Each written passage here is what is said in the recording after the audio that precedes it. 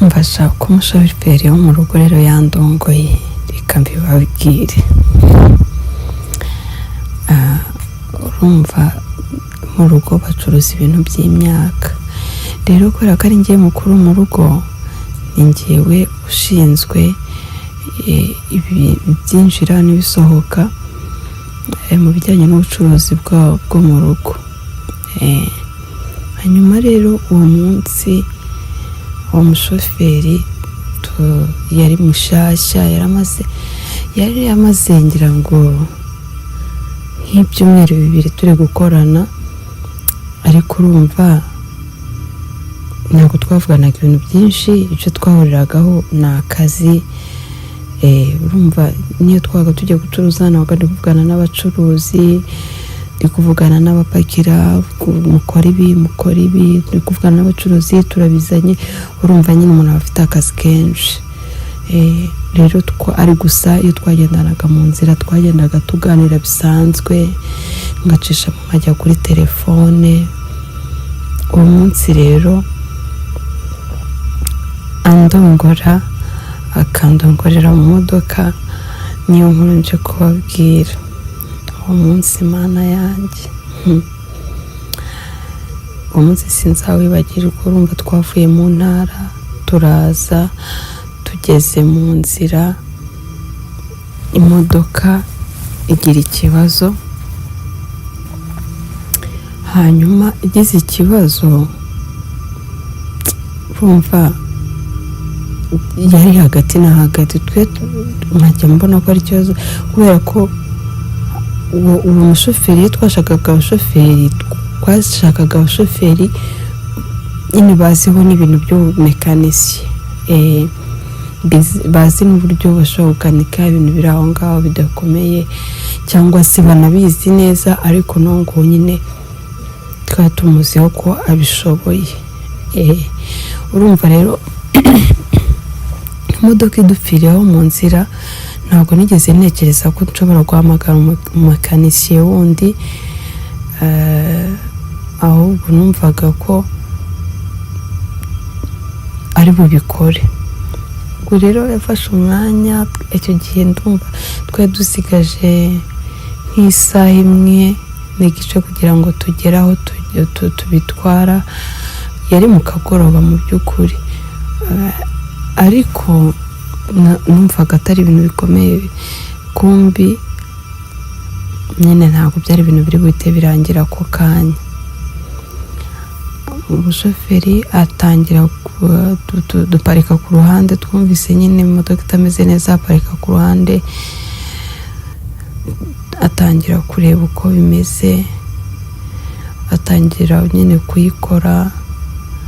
Mbona yambaye sarubeti, agiye inyuma akuramo isarubeti mu modoka inyuma aho yabikaga ibikoresho bye, akuramo isarubeti, akuramo ijeki, akuramo n'utundi dukoresho twabo, nuko ajya munsi y'imodoka atangira gukanika. Ako Mana yanjye, uwo munsi rero ubwo arakanika, agejeje hagati nk'aho imodoka yakabaye yaka ngo tugende, imvura ibiraguye, kandi mu by'ukuri ahantu twari turi, inshuti yanjye, ni ahantu mu ishyamba, ni ahantu hameze ukuntu, nta hantu wari kubona n'inzu wegekaho umusabasi ngo uhagarare. Ubwo nyine icyari kiriho ni ukugama mu modoka. Urumva n'ubundi nari navuye mu modoka gakeya njya ku ruhande ndi kureba uko bimeze, ariko narongeye n'ubundi nsubira mu modoka. Noneho imvura iguye rero tangirirwa gakeya, ari munsi y'imodoka arakora arihangana, ariko bigeze igihe imvura iba nyinshi. Icyabaye yahise aza nawe nyine kugama, nta kundi kuntu byari kugenda. Ariko ubwo urumva kubera ukuntu ari mu ishyamba no kubera ukuntu imvura yari iri kugwa, nongeyeho ikintu nari naje nambaye nyine ipantaro y'ijinsi, nambaye sipuresi, nari nambaye neza pe, nari nambaye neza rwose, nari nambayeho n'akantu k'agasengere natebeje keza cyane, nyine kari sexy ukuntu. Hanyuma ndangije ndatitira, iranyica ubwo ko yavuye munsi y'imodoka aragenda akuramo ya sarubeti vuba ahita aza mu modoka, ahageze asanga mva nakonje, mana yanjye nakonje pe. Arangije ahita amereza ikoti yari yambaye. Urumva we yatuza bwa mbere yari afite ikote yaje yambaye, ajya kujya munsi aho ngaho rero kujya gukora imodoka yarikuyemo ajya kwambara isarubeti. Urumva ntabwo mu by'ukuri nari gufata ikote rye ngo ngiye, nararirebaga ko nyine yarishyize ku ntebe ye inyuma, kwa handi umuntu yegama ku ntebe, narabirebaga ariko mu by'ukuri ntabwo nari kurifata ngo ndyambare, ariko imbere yanyishe nkajya ndireba nkumva narifata nkaryambara, ariko nyine nkihagararaho nk'umwana wa bosi, ikindi nk'amabuja. Ariko mu by'ukuri nari nashize pe, ndi gutitira. Shaka nawe nyine Imana yari icyana cyiza. Nyine ubwo yaraje yinjira mu modoka, nawe aza nyine ahunga imvura, ahita yinjira mu modoka arakinga, kuko ntayindisha noneho wumva agashya, bwari bumaze kwira. Noneho imvura iguye n'ahantu ari ishyamba, imva umwijima urushaho kuza vuba bwahise bwira pe mu by'ukuri. Noneho bumaze kwira, ikintu cyabaye nawe urumva nari mbibwiye ko yahise aza mu modoka asangamo ni we nyine wari ufite iryo kote, njye ntacyo kwifubika nari nazanye.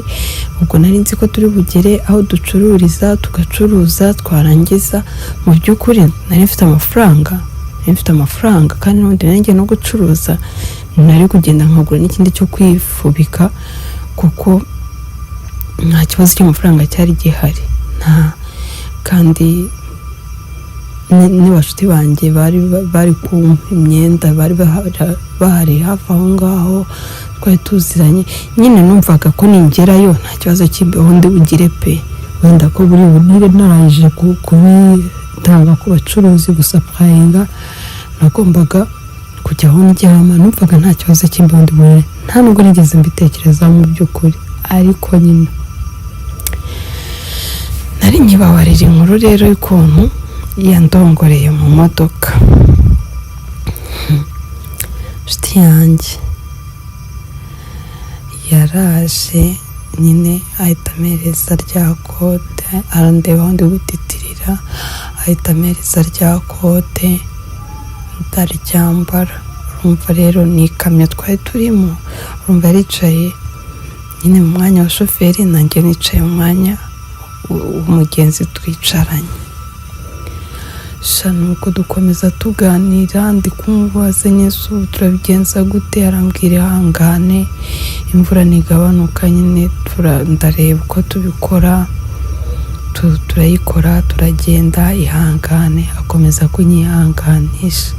Ako mu by'ukuri uwo mushoferi yari umusore mwiza, uretse kuba nyine wenda yitwa ngo ni umushoferi wacu cyangwa ngende nyirabuja, yari umusore mwiza pe, umusore w'amatuza, umusore usa neza, umusore uvuga neza, umusore ureba neza, umusore mwiza cyane. Noneho Mana yanjye hari ukuntu najyaga yambara nk'isaha atwaye, nareba ukuboko kwe nkavuga wawe. Ariko nyine mbere nari naranabyitaho cyane, ariko icyo gihe nyine nibwo namwitegereje pe, kuko twamaranye umwanya munini, nta kindi kintu dufite cyo gukora, bwije hanyuma ndangije asa nubwo ntangira kumva nyine ntangiye gususuruka, ntangiye gushyuha, dukomeza tuganira mubaza amakuru, nawe nyine akajya ambwira ndamuzi se ufite umudamu, arambwira hoya, dukomeza tuganira ibintu byinshi byo mu buzima busanzwe. Twaganiriye ibintu byinshi pe, ambwira ukuntu nyine yaje kwisanga ari umushoferi, ambwira inzozi yari afite, ariko nyine ko akomeza kubimbwira, nakomezaga kumva ari kugenda nyigarurira, umva naramukunze. Nyine uko akomeza kugenda ambwira numvaga nyine ndi kurushaho kugenda mukunda, noneho bwa bwiza bwe bwo mbubona. Ariko ubwo byari bimeze gutyo ntabwo nari ndi kumva mukunze byo kuba uwo munsi nyine twarongorana, nyine twabikora, numvaga atari byo ngendereye uwo munsi. Ariko icyaje kubaho, yaje nyine kubona, naraje kumva nshyushye nawe, ariko imbere iri kumwica, aza anyegera gake gakeya, noneho intoki ze zari zatitiye cyane. Ndangije ansaba ko yafata intoki ze akazishyira hano gutya mu mayungu, urabona gutya mwicaye nko ku ntebe, noneho mwembi, noneho asa n'ureka kureba kuri vora, yicara asa n'undeba, arambwira ngo nonese ngo waretse ngashira. Urumva twari tumaze kumenyerana kameme, twaganiriye igihe kirekire, twabaye abashuti nk'abantu bari ku rugendo rumwe kandi bahuye n'ibibazo bimwe. Nuko ansaba gufata intoki ze akazifatisha nkano nko mu mayunguyungu kuri iryo kote kugira ngo nawe ashiremo imbeho. Ndamubwira ngo nonese ngo waretse nkari guha nawe, arambwira ngo hoya, ngo hoya, ngo nyine ifubike, ngo ariko ngo nyemere nafata hano gusa kugira ngo intoki zanjye nazo nyine zigabanuke mu bukonje, nze no kubona uburyo nza gukomeza nkakora imodoka, cyangwa nze no kubona uko nshobora kuza gufata vora. Narabimwemereye pe, kuko nabonaga ari umwana mwiza, narabimwemereye. Arangije araza mfata mu mayunguyungu. Ubwo yari mu rwego rwo kugira ngo aze gushyuha, nanjye mfata amaboko yanjye nyashyira mu mifuka y'ikote, hanyuma ndangije mera nk'umufubitse, ariko amaboko ye arumva already ari mu imbere. Yaje kugenda rero anyegera gutyo, dukomeza tuganira duseka, ariko turebana mu maso. Biza kurangira abaye nk'ugenda azamura intoki gake gake, agenda nkora mu mbavu, aranshimira ngo ko yashyushye. Ndamubwira nta kibazo, ahubwo nyongeye nakabaye ngushimira kubera ko wampaye ikote, none wowe uri kunshimira kandi ari ikote ryawe. Nuko nyine yari afite disipurine pe, yari afite ikinyabupfura cyinshi, none washyiraho n'ubwiza bwe. Nuko umusore rero yaje kusanyegera gutyo gake gakeya, ariko nyuma nyine tuza gusa n'abananirwa, nza gusa n'unanirwa nawe, nyine ukabona ko ibiganiro bitangiye kuba bikeya, ariko nyine ashobora kuba yari atangiye gufatwa. Arangije agenda ankoraho mu mbavu, azamura gake gakeya, akankora ku mabere. Ndangije nkajya mwiyama, bigeze igihe numva nanjye ntangiye kujya mfatwa, nyine ntangiye kujya mfatwa. Arangije urumva ko nari nambaye ipantaro, nabwiye ko nari nambaye ikoboyi natebeje, sarangije aramanura intoki gakeya afungura igipesu, mwana we, afungura igipesu cy'ipantaro, ndamwiyama ariko nyine sinongera kugifunga ndakireka. Numva nyine kubera na kwa kundi umuntu aba yicaye yihambiriye, numva ayo mpumeka ndakihorera. Nuko gakeya nkajya mwiyama bigeze igihe, ariko nyine akongera ntacike intege. Baba we yarangije aza kugera ku mashini, ipantaro arayifungura gake, ariko nkoraho mba nashidutse turi gusomana. Nanjye ntabwo nzi ukuntu byagenze, turasomana nyine ndamusoma nawe aransoma nyine. Amana yanjye akajya ambwira nyine utugambo twiza, akambwira ngo shangwa amahirwe. Byageze igihe rero ubwo ngo yafunguye imashini, arangije mana yanjye yazamuye agapira, urumva kari sex ukuntu, noneho mana we hari ukuntu noneho yansomaga mu gituza, yandebaga mu gituza gutya, nageza najya kona nkabona araje gutya arahasomye gake, yambaye afite ubwanwa bwiza, akaza akanjyama mu gituza nkahita numva utuntu tunyirukansemo.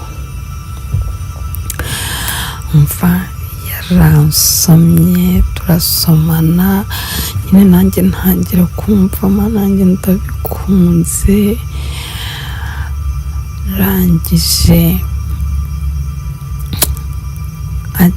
arangije azamura agapira, noneho atangira kunkora ahantu hose. Umva arangije amanura ya pantaro, umva nari namaze kwimuka mu isi y'abazima. Amanura ya pantaro ayinkura mushanda bimwemerera, akuramo inkweto, noneho ageze ku nkweto akajya afata amano yanjye, akayakoraho gakeya. Yo mana yanjye we, ndangije akuramo ya pantaro, umva ahita ayishyira ku ruhande. Umva rya kote ubukonje bwahise bushira, yahise arinkuramo nanjye ndikuramo. Umva nuko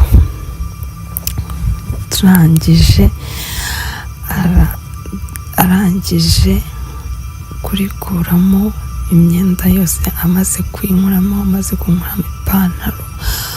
Umva intebe ahita asinzwe, yahise ayifungura ahita iryama.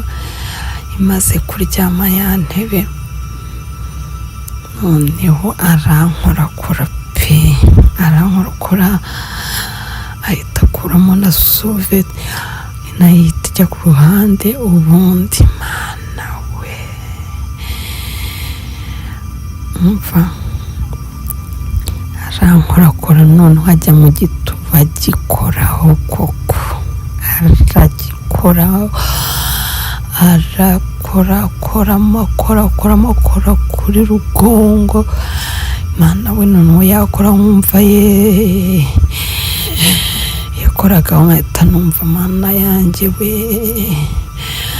agakoraho hose, agakoraho. Arangije ajya mu gituba akoramo hose, akajya kubita mu rutoki gake hose. Mana we, numva noneho ndabishatse, ndasaze, numva ndasaze pe.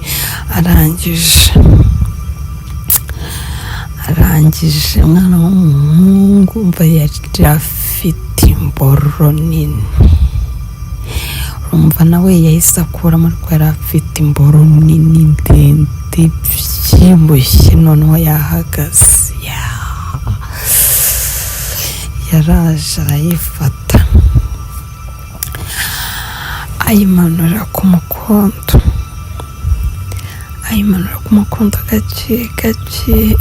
Mana we, arangije aragenda ayikoza kuri rugongo. Ye baba we, mukojejeho umutwe noneho numva ndasaze burundu mva yarandongora modoka haratoha arabikora marawe numva ni byiza Imana n'ubu ndumva mukumbuye Imana mbega umusore ufite imboro nziza mbega umusore uzi kurongora Mana yarandongoye mu modoka se haratoha aranyaza ndavuga cyakora mva ntangira kumwemerera mbese ako nyine mva ruriya rugendo rwose nubwo nyine natekereza ko rwambereye rwiza pe rwambereye rwiza rwose uriya mushoferi azi kurongora icyo kurahiriwe nyine umuntu bari kumwe ngo pe yarandongoye numva ndanyuzwe ageza ahantu nyine numva mpora mukumbuye